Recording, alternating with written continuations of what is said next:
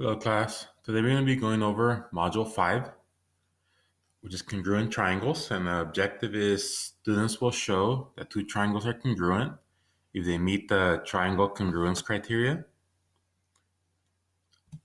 So first of all, let's start off with this. So we say if two triangles are congruent, the congruence statement tells us which parts of the two triangles are corresponding.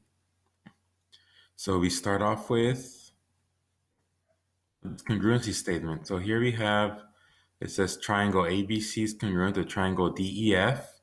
And if you recall that information, it just means that three angles and three sides are congruent here.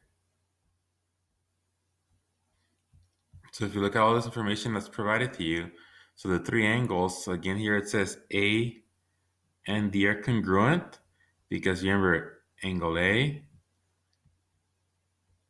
angle D here, the order that's written in, again remember it tells you what parts correspond to each other. So A and D go together, and then next to B and E go together, and then C and F go together. And the three sides, again, you just take, again, segment AB goes with the first two over here, which is segment DE. So again, these two segments are congruent. Same thing with the next two, BC and EF, and AC and DF. So those are all the corresponding angles and the corresponding sides. And again, here, order is very important when you're writing your congruency statement. All right, in this next example here, we have these two triangles, triangle ACR and triangle TFE. And the figure they tell you that the two triangles are congruent. So what does that mean? It means that all the angles there, corresponding angles, are congruent. So again, remember A and T correspond to each other. R and E correspond to each other. And then C and F correspond to each other. And same thing with all the corresponding sides. So we have AR goes with TE, RC goes with FE, and then AC goes with TF. And one thing you could do here is with your triangle, we want to mark all the parts that correspond. So let's start with the angles. Angle A and T correspond. So we're going to put one angle mark with angle A and T. Okay, now we say R and E go together, or they're corresponding. So for R and E, we put two angle marks to show that those angles are congruent to each other. Okay, and then the last one, C and F, we already did 1, 2, so here we will put 3 lines to show that those angles go with each other. So just write them down in your triangle.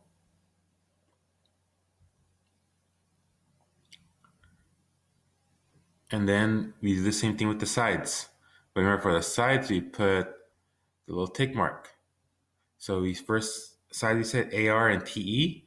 So AR is right here, so we put one mark, and TE put one mark here. Next side we wrote down RC and EF. So RC is right here. So that's the second side we put. So we put 2 marks there. And then you put 2 marks over here with EF. And then the third side is congruent AC and TF. Again, you put 3 marks right there to show that those sides correspond to each other.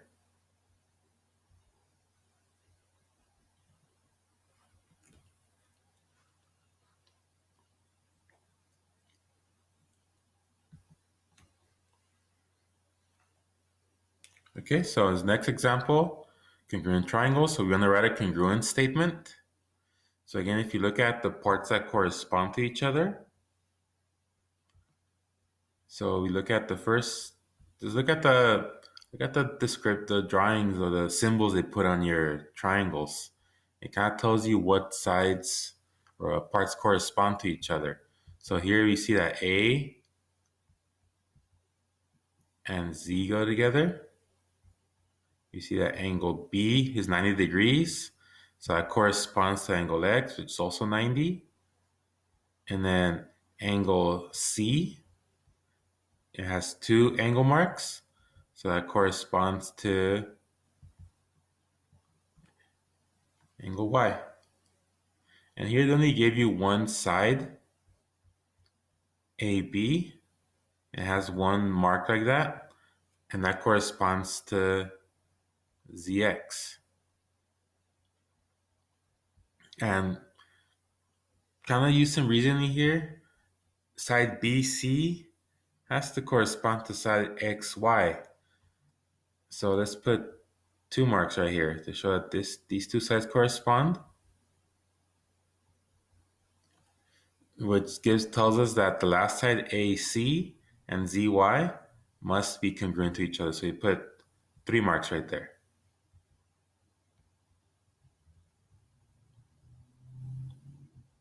All right, so now our congruency statement you can write out. Again, remember, it doesn't matter the order you start, as long as you start with one letter and you start with the corresponding angle for the other triangle. So what I did here was I said triangle ABC is congruent to triangle CZXY.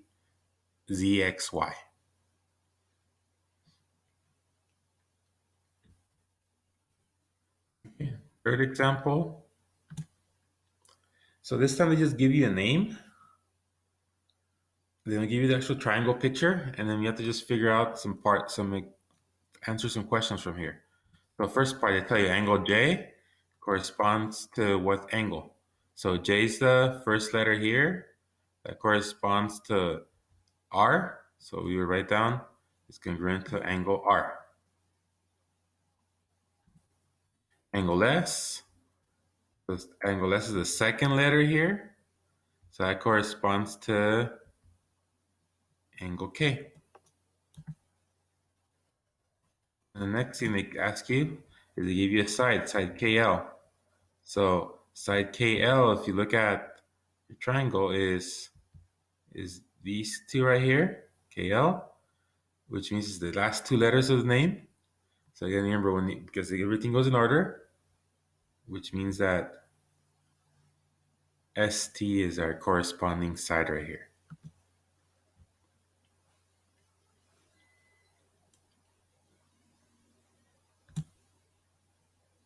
Okay, so let's go over this one here. So it says finish the following triangle congruent statement. So here we have triangle JKL, which is this triangle right here. So we want to write out a congruency statement here for that triangle. So it's telling you that these two triangles here are congruent.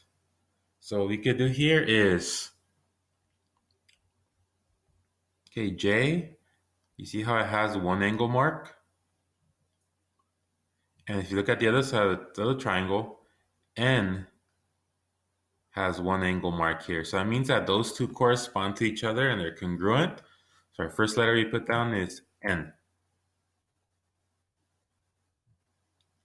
Okay, now if you want to go in order, another thing you could figure out here is, since we have vertical angles here, we could mark that as these two being congruent. And you remember their angles. So angle L, you see how it's only called one point here, L? That means that L and L equal each other. So if you look at the name, you see how angle L is at the very end? That means that L should go at the very end over here, because it has to go in order. So what I did here was I started with, next one was M, because you see the second letter here is K. So K is over here, and K is not congruent to L, but K has to correspond to angle M over here. That's why I put M next.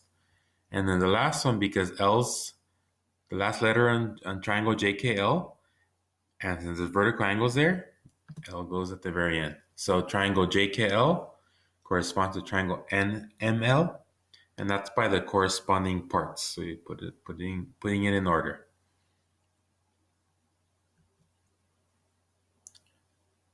Okay. So here we say definition of congruent triangles. And remember, CPCTC just says corresponding parts of congruent triangles are congruent. So we say two triangles are congruent if and only if the corresponding parts are congruent. It tells us when triangles are congruent.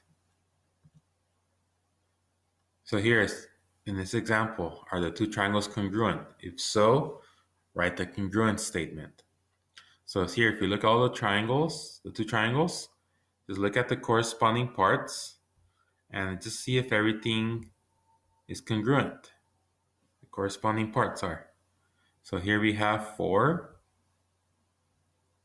which is side RS, and then we have 4 over here, which is side PZ. That means that those sides correspond to each other. And same thing with side ST is 3, ZW is 3, and then the last side, RT is 5, same thing with PW is 5. So all the sides are corresponding. And then look at the angles. You have 90, 40, and 50, 90, 40, and 50. So all the angles correspond to each other. So that means these two triangles are congruent. So when I write a congruency statement, again, remember, it doesn't matter what letter you start with, but here I start with S. I went up to R, T. So the letter that corresponds to S, so Z. That's why I start with Z. The letter that corresponds to R is P, so I went to P next. And then the letter that corresponds to T is W.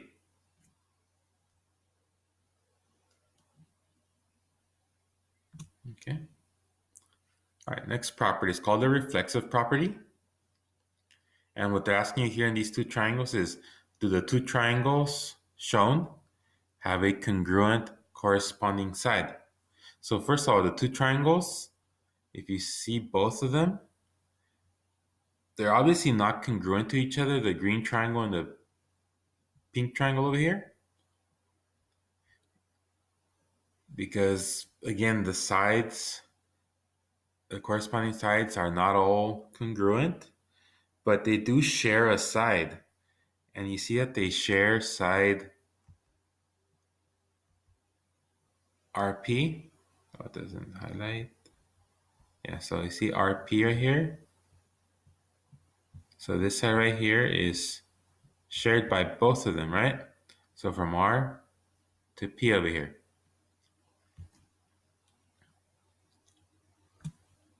So here we say RP is congruent to RP. So because both triangles share the side, it's the same. Well, it's congruent to itself. So again, what we could do here is, because that is shared by itself, you always want to write out a little tick mark. You see, like this. So just write a tick mark like that, just to say that those two sides are congruent to each other, right? Shared by both. Okay, and this is going to help us in the next example here. Okay, so this is postulate, so it's side, side, side, which we learned on Tuesday. So it just says if all sides of one triangle are congruent to all of the sides of the second triangle, then the triangles are congruent. And this is by the side, side, side postulate, which we learned on Tuesday. So if you look at this example, it says use a side, side, side postulate to show the two triangles are congruent. So again, we want to find the lengths of each side. So we start off with side AC. So if you look at your triangle on the coordinate plane, let's just count the length of AC. So it's 1, 2, 3, 4, 5. So AC is 5. And if I look at BC, BC gives me 7. And on these triangles, I have a 90-degree angle right here. So I'm just going to put the little 90-degree angle there in the corner. And same thing with the other triangle. And remember here, we're going to use the Pythagorean theorem to find the third side. So for AB, we're just going to take square root of 5 squared plus 7 squared. So remember 5 squared is 25. 7 squared is 49. When you add them together, you get square root of 74. Okay. So what we're trying to show here is that the second triangle, triangle MONN, also has the same corresponding side lengths. So if I look at MO, it's also 5 units. So that's 5. NO, I count that. That's also 7. So if I do Pythagorean theorem here, you get the same thing. So all three sides are congruent and corresponding between the two triangles. So here you would say that the triangles are congruent. So I would say triangle ACB is congruent to triangle MON by the side postulate. So this will be my answer right there.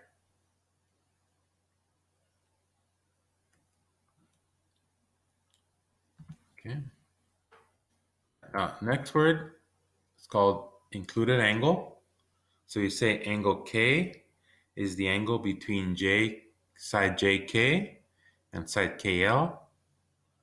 And it's called the included angle of sides JK and KL. So included angle just means it's an angle that's between two sides. So here, angle K, you see how it's between this side and this side. So the angle in between them, we always call it the included angle. So looking at the same triangle, it's asking me what's the included angle between sides KL and JL. So here I have KL and then JL, which is this angle right here between them. So if I look at the two sides, it's that side and then this side right here. So the angle between them is angle L. So I would just say angle L is the included angle.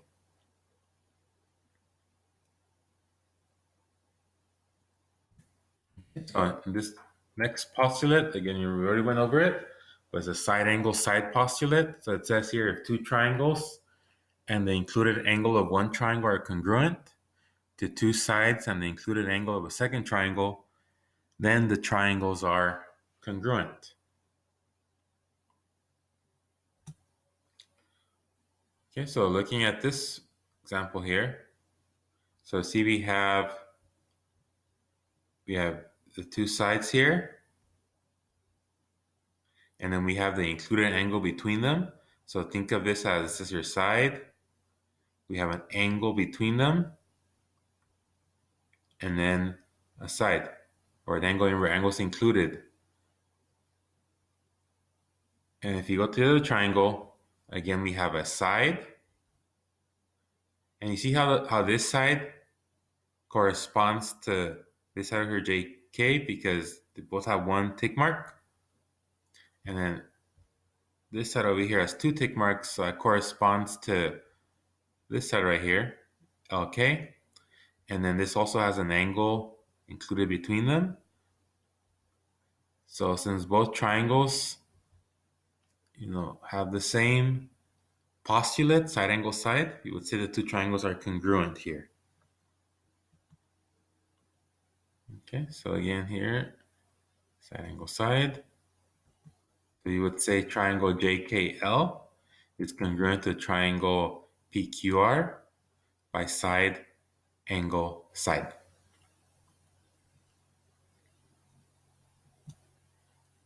Okay, now an included side is same thing as an included angle, but this time it says side JK is the side between angles J and K, and it's called the included side of angles J and K because it's between the two angles. Okay, so here it's asking you, what is the included side of angles K and L? So angle K is here, angle L is over here. Okay, so the side that's included here is that side right there, or side KL?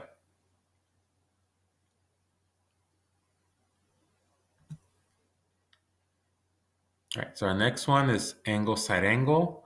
So here it says if two angles and the included side of one triangle are congruent to two angles and the included side of a second triangle, then the triangles are congruent. So here, these two triangles, again, by side angle side, they're congruent. Again, they have two angles that are congruent and the included side. So the way we write out our congruency statement here is we say angle JKL is congruent to angle ZXY. So again, remember, always write out your congruency statement in order of corresponding parts. So here we want to identify the congruent triangles. So identify the congruent triangles, if any, and state the postulate by which the triangles are congruent. So if you look at two triangles here, if you look at triangle ABC, looks like this one gives you all three sides. So you might be using side, side, side here. And if you look at another triangle that has side, side, side, looks like it's these two right here. We would say triangle ABC is congruent to triangle STR by side, side, side. Okay, let's look for another one that has the same properties here. Okay, so I'm looking at triangle, this one right here, and you see how it has a side, included angle and a side. So side angle side. Same thing with that one. It has a side, included angle, and a side, so side angle side. So we say triangle PNO and triangle UVUW are congruent by side angle side. Okay, now that leaves the last two triangles here. But if you notice here, the triangle on the bottom has angle, side, angle. Because remember, the side is included between the two angles. On the top triangle over here, this one shows angle, angled, and a side. Remember, you always read the parts that give you in order. So we have an angle first, angle, and a side. Or if you go in the other order, we have a side, an angle, and a side, and an angle again. So that means that those two do not have the same congruency postulate. So you would say that triangle JHI is not side, side, side, side angle, side, or angle, side, angle. So that means those two do not have the same property, so we cannot say that the triangles are congruent. All right, so now next one is the angle side, angle side postulate.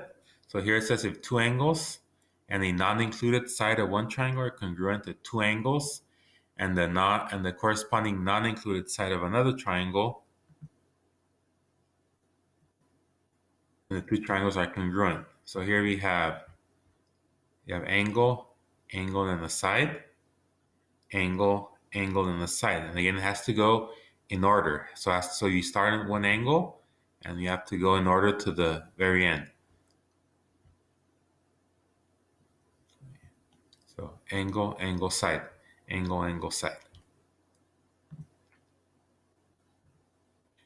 Okay. And now the last theorem is the hypotenuse leg. And again, this only works with right triangles. So it says if both triangles, if both hypotenuses and the pair of legs of two right triangles are congruent, then the two triangles are congruent. So remember the side opposite the 90-degree angle That's your hypotenuse. So here's your hypotenuse.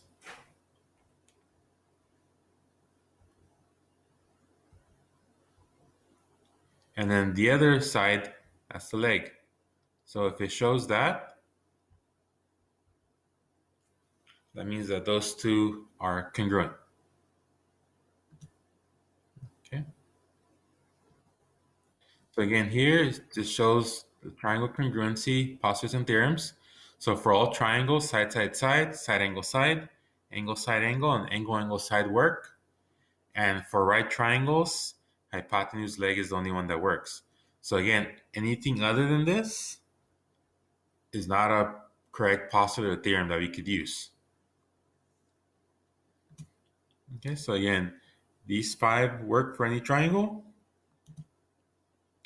And again, corresponding parts of congruent triangles, that just tells you that 2 triangles that are congruent have all its parts, angles, and sides congruent to each other. Okay, so in this triangle, they're telling you, in this example, is CB and DF congruent to each other? So they're asking you, are these 2 sides congruent? So CB and DF. So they don't give you a little tick mark here to say that they are, but what they do tell you is we have a side, angle, and then a side here. So, and that corresponds to side, angle, and then a side over here. So we would say, yes, CAB is congruent to DEF by side, angle, side. So what that means is that the 2 segments, CB and DF, are congruent by corresponding parts of congruent triangles being congruent. Okay, example 2. So it says, given the markings on the diagram, is a pair of triangles congruent by one of the congruency theorems in this lesson? So here we have a side, we have another side, and then we have an angle. And just by looking at that with the first triangle, that's not one of our theorems we could use. So we would say no, because side-side angle does not prove that 2 triangles are congruent. Example 3, it says, given the markings on the diagram, is a pair of triangles congruent by one of the congruency theorems in this lesson? So far they only give you 2 sides that are corresponding. But if you look at side CB here, since that's being shared by both triangles, we're going to put our marks there. So you put 3 marks to show that those 2 sides correspond to each other. So now that we have that information, you would say yes. We use the reflexive side, CB. Remember, reflexive means that the sides are shared so that they're congruent to each other. And then we have the side-side-side congruency postulate here. Okay, now in this set of triangles, we're just going to figure out, are they congruent or not, and what property? So in this first triangles here, we have side, angle, side, side, angle, side. So you say here by side, angle, side. Okay, next triangle, we have angle, and then we have a side, and then we have another angle. So angle, side, angle.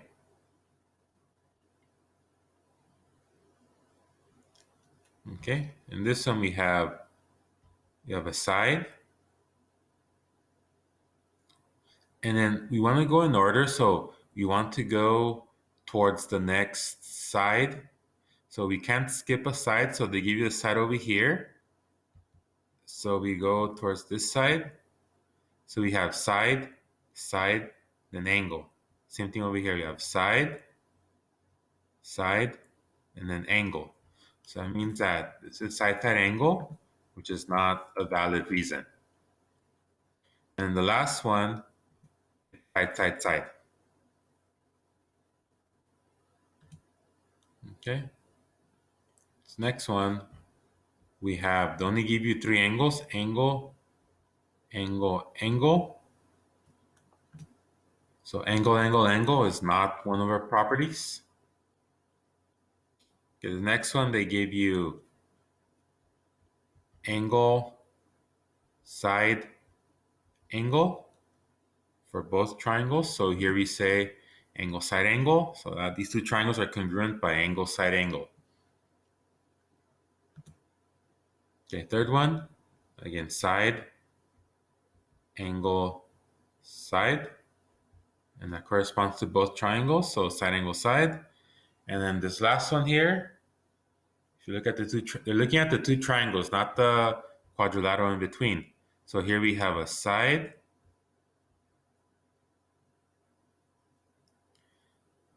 and we have another side, and then we have an angle.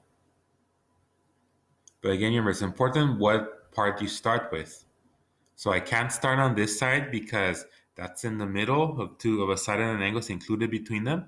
So I have to start on one of the ends. So this side, so you go side, side, angle. So side, side, angle. So here it says side, side, angle, which is now one of our theorems we could use. Now with this one, what do we have here? So here we have so these two sides here is congruent because they're reflexive. So here we have by side, angle, side. The next two triangles, we have vertical angles here. So those angles are congruent, so we mark them up. And now we have side, angle, side, side, angle, side. Okay, next one. Again, we have vertical angles here, so we mark those. So we have side, angle, and a side. And the last two triangles here, they both share a side.